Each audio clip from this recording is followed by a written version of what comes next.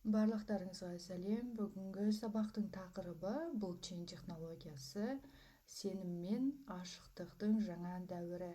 Және бүгінгі сабақты өткізетін ментор мен Жансая Бортанова.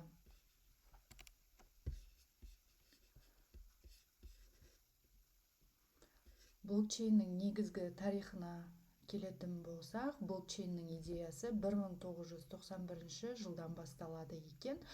Бірақ ол 2008 жылы ғана биткоиннің пайда болу себебімен кең тарала бастады.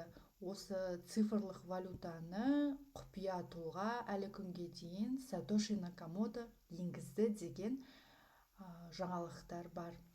Биткоин тек қаржылық жаңалық емес, ол орталықтандырылған жүйелерге жол ашады және осы қазіргі болып жатқан технологиялық төңкерістерге себеп болған бірден бір технология.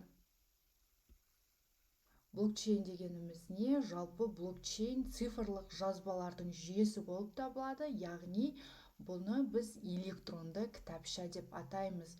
Бұл кітапшада кімнің кімге қанша ақша немесе басқа да құнды заттарды жібергені туралы анық жазылады. Ең қызығы, бұл кітапша жалғыз бір адамның қолында емес, бұл кітапшаны желідегі көптеген компьютерлер бөліседі. Әркімде бірдей теңде көшірме болады және оны өзгерту мүмкін емес. Блокчейнді мысал ретінде қарастыратын болсақ, бұл бүкіл әлемге таратылған ортақ бір дәптер сияқты. Мысалы, Алиса мен Бобты мысалға алайық. Алиса Бобқа 5 алма берді деген жазбалар блоктарға жиналып тізбектеледі. Біреу бір нәрсені өзгертетін болса, жүйе бірден оны байқап қояды. Себебі барлық көшірмелерде шынайы мәліметтер жинақталған. Бұл ашықтық пен қауіпсіздіктің кепілі ретінде қарастырылады. Консенсус, келісім механизмдеріне тоқталатын болсақ, proof of work, осы жұмысты дәлелдеу, бұл осы консенсус блокчейннің екі негізгі консенсус механизмінің біреуі болып табылады. Екіншісі proof of stake, үлеске негізделген дәлел. Proof of work'a тоқталатын болсақ, бұл жағдайда қатысушылар, яғни майнерлер, қиын математикалық есептерді шешеді.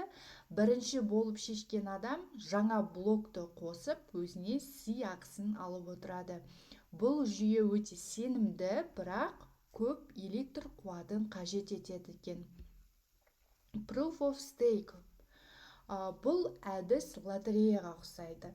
Кімде көбірек монета болса, соның жеңу мүмкіндігі өте жоғары. Қатысушылар монеталарын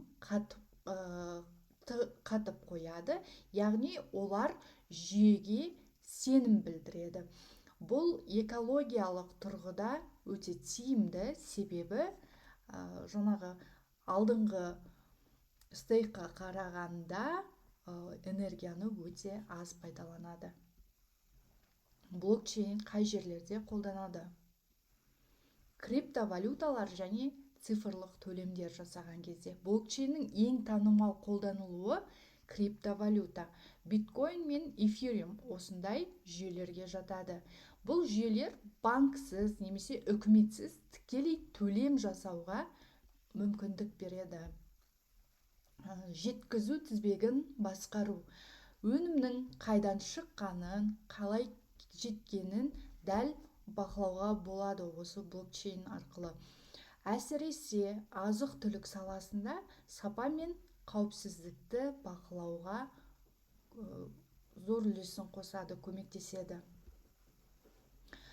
Ақылды келісім шарттар, smart contracts, бұл автоматты түрде орындалатын келісім шарттар. Егер шарт орындалса, келісім автоматты түрде жүзеге асады. Заң, сақтандыру, жылжымайтын мүлік салаларында кеңінен пайдаланылады. Цифрлық жеке куәлік, Блокчейн арқылы қауіпсіз және бұрмаланбайтын жеке деректерді басқаруға болады. Мысалы, цифрлық төлқұжаттар, туу туралы куәлік және тағы да басқа құжаттар.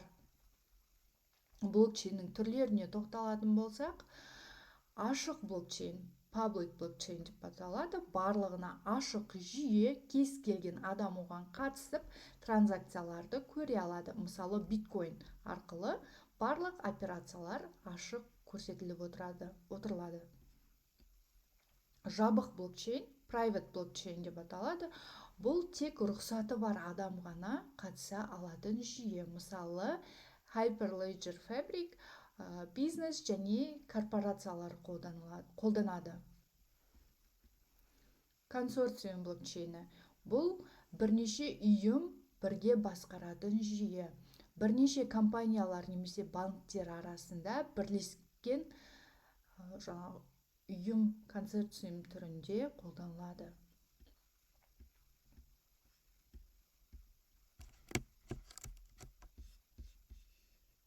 Осымен бүгінгі бірінші сабағымыз аяқталды. Келесі сабақта кездескенше сау болыңыздар. Назарларыңызға рахмет.